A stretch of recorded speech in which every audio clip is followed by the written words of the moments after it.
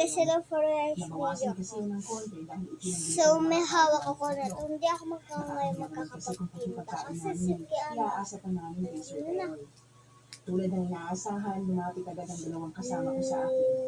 lumabas. Ang reaction nila ako Pero hindi. marunong ito Samantala, hindi ko naman agad lumabas. maipaliwanag sa kanila ang nangyari dahil nakatuon ang atensyon ko kay Yolin.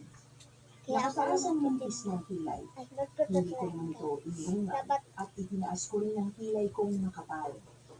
Sa hindi inaasahang pangyayari, kailangan biglang nagsaboy si Sir Terry ng asin sa harapan namin. ito na. Doon Ito ang naman itsura niya, nagpapaating si papakita ko Yolin. sa inyo. Namutla din ang labi nito Ito at yung malaki ang mga mata. lalangyan niya. Ito dito ilagay, tapos dito. Kaya, Mayan naman. siya. Kamusta?